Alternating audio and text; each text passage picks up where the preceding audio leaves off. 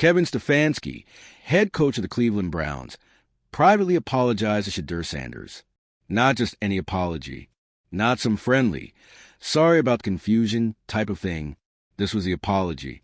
The one fans have been screaming for. The one the locker room had been murmuring about behind closed doors. The one that ownership reportedly forced to happen. Because make no mistake, this wasn't Stefansky having a change of heart.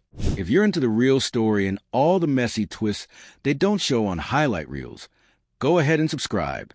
And if you're sticking around to see how this Browns QB chaos plays out, you should definitely be subscribed. This was an intervention.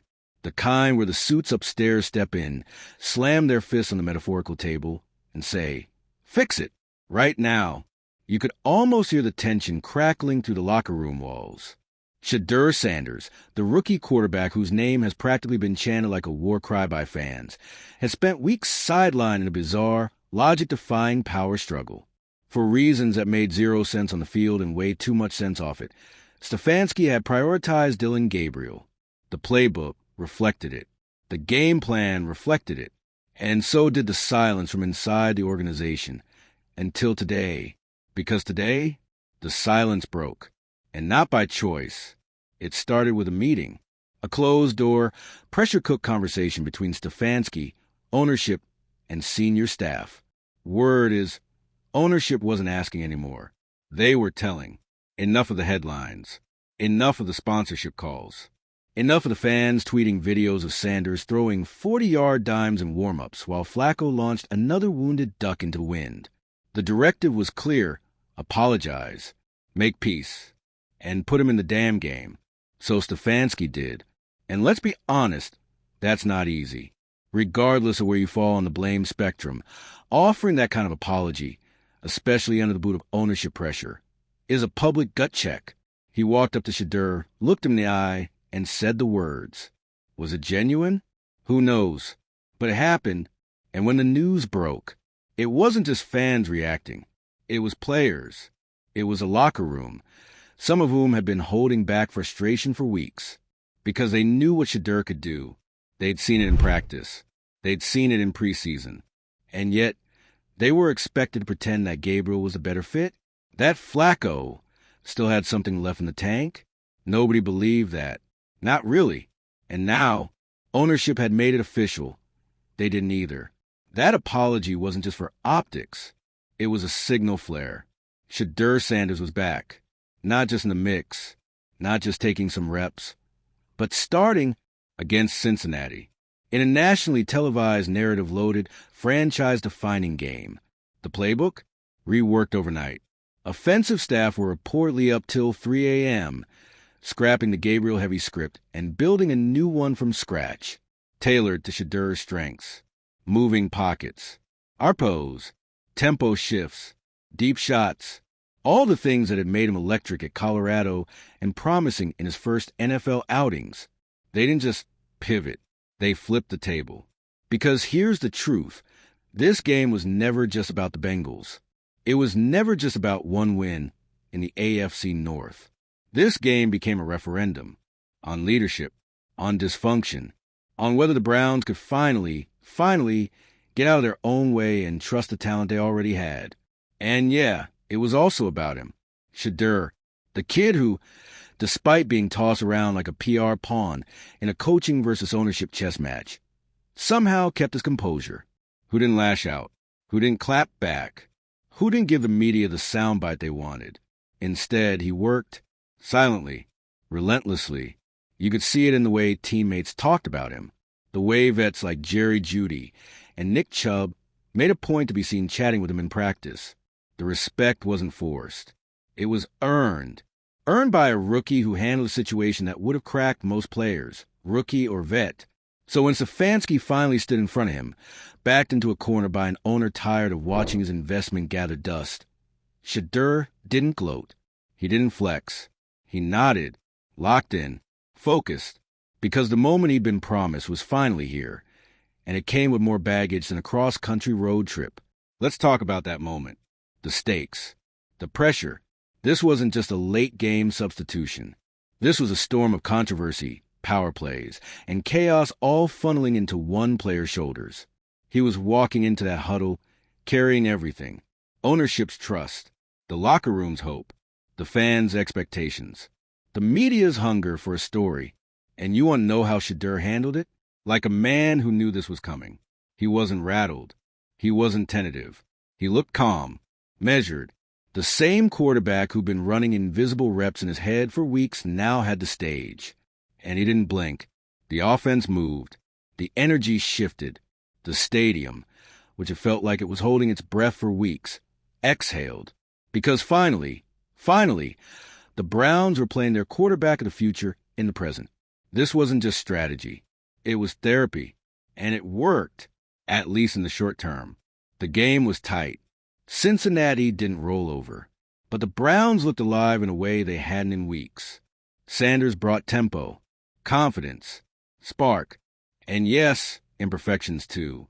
He made rookie reads, took a few hits, missed a few windows. But it didn't matter. What mattered was that the team looked like they believed again. What mattered was that the stadium was rocking, not booing. What mattered was that Shedeur Sanders, after weeks of controversy, suppression, and silence, showed up, and now the narrative changes. Because you can't put him back on the bench. Not after this. Not after the apology. Not after the performance. Not after the firestorm that nearly consumed the organization. This is his team now, and that means Stefansky has a decision to make. He can fight the inevitable, try to claw back control, try to spin a quarterback competition narrative that nobody believes. Or he can adapt, he can evolve. He can admit that in a league that runs on narrative, star power, and moments, you don't bench your story. Because Shedeur Sanders isn't just a quarterback. He's the future, the face of the franchise. The leader of the locker room already sees as legit. And if the Browns have even a shred of sense left, they'll stop trying to fight that and start building around it. Because this game against the Bengals wasn't just a redemption arc. It was a crossroads, a statement, a moment. The Browns didn't just play football tonight. They told the world, this is who we are now. And for the first time in a long time, people believe them. Shedeur Sanders is that future now. It's no longer a question of if. It's not even when. It's right now. You could feel it in the way the game ended. That electricity in the stadium. It wasn't about the scoreboard. It was about energy. A shift. Something real and raw that Cleveland fans haven't felt in years. It wasn't hope, it was belief. And that's so much harder to come by when you've been let down for decades. What changed? Shedeur did. He took all the noise, the PR disasters, the favoritism, the tension in the locker room, and absorbed it. Didn't flinch. Didn't fold. And in one night, he gave the city something it hadn't had in forever. A quarterback that felt like more than just a guy with a helmet and a contract. He felt inevitable. And that inevitability, that's what's got the rest of the league watching. Because now every GM, every head coach, every owner in the NFL has seen what Cleveland tried to suppress. A player who doesn't just perform. He changes the temperature of the room. The kind of quarterback who can take a crumbling locker room and make it listen again. And now the question isn't, how did it take this long? It's what comes next. What comes next for Stefansky, who now finds himself walking a razor's edge. Let's not pretend this ends with one win. This isn't a Disney movie.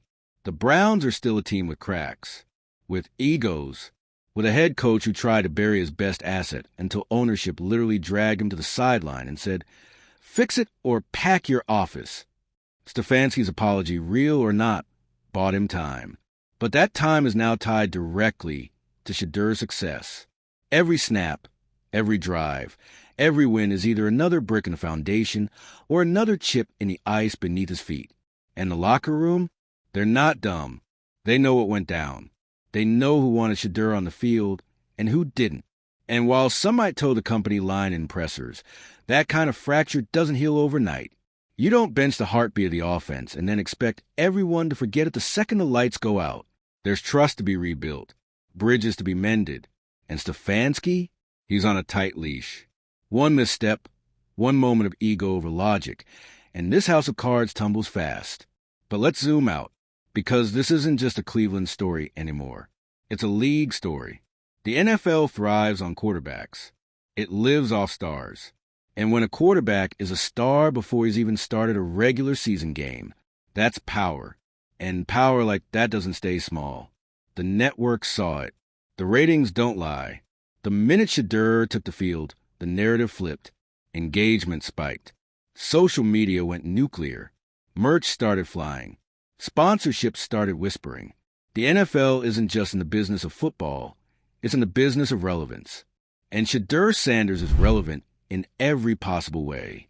He's got the name, the brand, the swagger. But more importantly, he's got the composure. The thing that makes you watch him walk into a collapsing pocket and still believe something magic is about to happen. That's not something you can coach. That's not something you can manufacture. That's rare. And for once, the Browns didn't fumble the bag. They didn't run a bootleg on destiny. They let the kid play. And now, they can't go back. No more Flacco. No more Gabriel. No more excuses about development timelines or letting him learn from the bench. Shedeur's not learning anymore. He's leading. And now the Browns have a chance to do something they haven't done in decades. Build around a player who actually wants to be there, who isn't just collecting a check or using Cleveland as a career rehab stint. They've got a player who wants to win there, who could be the face of a city, not just a team, who can turn First Energy Stadium into something other than a meme on Sundays. The road ahead won't be easy. The AFC is stacked. The Browns still have holes. The noise won't go away just because they finally got this one thing right. But now they have a chance. And for Cleveland, a chance is everything. They've had talent before. They've had hype before. But they've never had this before. A player with the tools, the temperament, and the it factor all in one. Shedeur Sanders doesn't just want to play football. He wants to change football. And he just might. But here's the poetic part. It almost didn't happen. He was this close to being wasted, misused, forgotten. Another chapter in the long book of Browns draft picks who got chewed up by the system.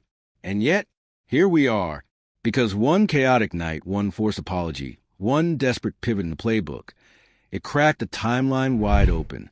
And Shedeur stepped through it like he'd been waiting the whole time. So now we wait, to see if this was a blip or the start of something massive, to see if Stefanski can stay out of his own way, to see if the Browns can, for once, build something right. Because what started as a PR crisis ended in fireworks. And if the front office is smart, they'll recognize what they just saw. This wasn't a feel-good comeback story. This was the beginning of a takeover. So buckle up. Cleveland's no longer rebuilding. They're reclaiming. And Shedeur Sanders? He's not just under center. He's at the center of it all. That moment between Stefansky and Shedeur Sanders, it wasn't just a course correction. It was a paradigm shift.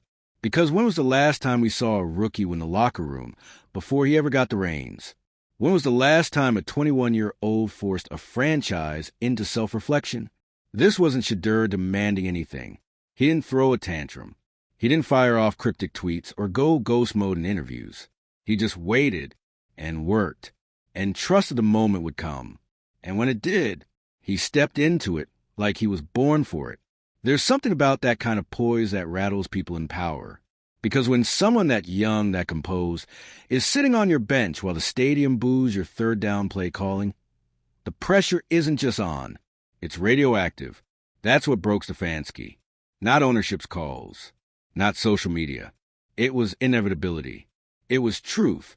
It was a knowledge that the longer he kept Shedeur sidelined, the more absurd and exposed he became. So he bent. Or cracked. Maybe both. And now we're here. Shedeur is the guy, the face of the team, the magnet pulling fans back into belief. And it happened almost in spite of the Browns' own systems. But here's the thing. Now that he's in, now that the train is moving, there's no stopping it. You don't go back from this. You don't turn off a fire you just watched ignite a stadium. So the real question becomes, what does the future look like? Because short term? Sure, we'll get another week of chaos. The media will feast. The ESPN panels will frame it as a QB controversy solved, even though there should have never been one in the first place. Stefanski will dodge questions about play calling, and the PR team will push narratives about team unity and building chemistry. But long-term, it's more complicated. Because Shedeur is not just a player you insert into your depth chart and move on. He redefines the depth chart. He redefines a brand. He changes the calculus on every decision moving forward, from play design to personnel to locker room culture. You don't build around him like a normal QB. You orbit around him. That's the part Cleveland has to get right now. Because it's not enough to let Shedeur start. You have to support him. You have to build a scheme that plays to his strengths, not just athleticism, but vision, tempo, confidence. You need a coordinator who doesn't flinch when the game's on the line. You need receivers who understand timing, who work back the ball, who stay in rhythm when the play breaks down. And above all, you need trust, real trust. Not the fake kind where the front office says the right things while the coach schemes around your QB's flaws. No, this has to be all in, because anything less than all in, that's just asking for history to repeat itself. And Cleveland doesn't survive another heartbreak. You can feel that urgency in the fans now. They're cautious. Hopeful, yes, but cautious. They've seen this movie too many times. Young talent mismanaged. Promise squandered. Excitement gutted by another 4-win season, and a coach throwing blame at the podium. But this time feels different, because Shedeur isn't just a spark. He's a catalyst. He's a player who makes other players better. You saw it in the way the offensive line held longer, the way the defense played with an edge, knowing their offense might actually cash in, the way receivers fought for yards after the catch like they finally believed it mattered. He didn't just elevate the stat sheet. He elevated the standard. And now that he's set that bar, everyone has to rise to meet it or get left behind, including the front office, including Stefansky. Because here's the uncomfortable truth. Even if the Browns in the next few games, the coaching leash is shorter than ever. The apology may have saved Stefansky's job for now, but he's not in the clear. He's coaching on borrowed time, and everyone knows it. If Shedeur continues to shine, and let's be honest, he will, the focus will turn to whether Stefanski can evolve alongside him. Can he trust the talent? Can he get out of the way? Can he be a steward of something bigger than his own system? Or will he retreat into rigidity the second adversity hits? Because adversity will hit. That's the test now. Not just whether Shedeur can perform. He's already proven that he can. The test is whether the organization can rise to the moment they almost missed. Because if they can't, someone else will. Make no mistake, the rest of the league is watching. And not just watching, salivating. Because if the Browns fumble this, if they somehow lose the future they stumbled into, there will be teams lined up around the block to hand Shedeur the keys to the kingdom. That's the beauty and danger of the new NFL. Star power is leverage. And Shedeur Sanders? He's a walking, talking, cleat-wearing, highlight reel power shift. So yeah, the Browns have a quarterback now, but what they really have is a responsibility. To him, to the city, to the fans, to the game. They have a chance to do something they haven't done in years. Get it right, and they're only going to get one shot, because Shedeur is already proving he belongs. Now it's up to Cleveland to prove they do. If Cleveland lets this moment slip, this player, this momentum, this fragile window of hope, it will be public, ugly, loud, because fans are done playing dumb. They know what a franchise QB looks like. And more importantly, they know what losing one looks like. Cleveland has watched their fair share of talent walk out the door, either broken by the system, misused, or just flat out ignored. But Shedeur, he's not just another guy. He's the guy, and the league knows it too. You think the rest of the NFL isn't circling like sharks? You think there aren't GMs and head coaches already fantasizing about what Shedeur Sanders could do in their system, in their city, with their weapons? Oh, they're watching. Not just for his next touchdown, but for Cleveland's next mistake. Because here's the other truth that doesn't get said out loud enough. Young generational talent, they have options now. This isn't the old NFL where rookies sat quietly and waited 10 years to maybe get a shot.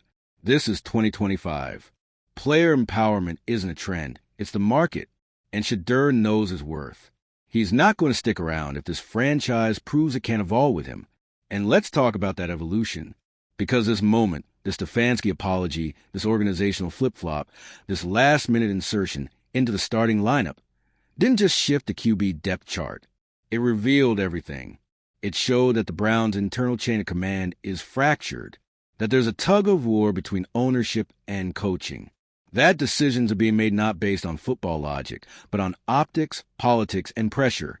And look, pressure is part of the game. But when it becomes the driver instead of the compass, that's when everything starts to wobble. That's when winning feels accidental, not sustainable. So yes, Shedeur lit a fire under this team. But unless they build something around that flame, protect it, nurture it, let it grow, then it'll burn out just like the last dozen sparks before it. And this fan base, they'll burn with it because they're not going through another rebuild, another 5-year plan, another empty promise. The city wants to win, and they don't want to win 5 years from now. They want to win with him right now. Because here's what's really wild. The apology, the drama, the scramble to install a new offense hours before kickoff, none of that should have been necessary. Shedeur earned his shot. Weeks ago, he put in the work. He won over the locker room. He proved time and again that he wasn't just ready, he was right. This whole fiasco, it wasn't about performance. It was about control. Stefansky didn't want to let go. And the second he did, the second he had no choice but to swallow his pride and tell Shedeur, you were right. Everything changed. The offense came alive. The stadium came alive. The franchise came alive. All because one player finally got what he'd already earned. So now the Browns are standing on the edge of something huge. A rebrand, a reset, a new era. And it all depends on whether they learn from this moment or just survive it. Because surviving isn't good enough anymore. Not in this NFL. Not with this quarterback. You don't luck into players like Shedeur Sanders every draft. You don't develop charisma, control, and clutch instincts in a training camp. That stuff is built in. It's DNA. And if your organization isn't ready to rise to that level, that player will outgrow you. Fast.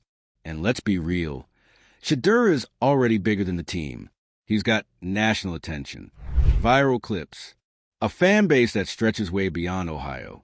He's not just a quarterback. He's a brand. And Cleveland? They've been begging for a face of the franchise who can lead on and off the field. Well, here he is. So what's next? Because this next month, maybe even this next game, is going to say everything. Will Stefanski lean in? Will the offense continue to evolve around Shedeur's strengths? Will the team rally behind its new identity? Or will the old habits creep back in, the conservatism, the second-guessing, the stubbornness that nearly cost him everything? Because fans aren't waiting anymore. The leash is short, the stakes are high, and the runway, it's shrinking fast. This is the Brown shot, the moment when chaos gave way to clarity, the moment when silence broke, and the future stepped into the spotlight, the moment when Cleveland stopped searching for a savior and realized they had one all along. Shedeur Sanders didn't just change the quarterback room. He changed the entire conversation. And if the Browns are smart, they'll shut up, sit back, and let the kid write the next chapter. Because from this point forward, the story belongs to him.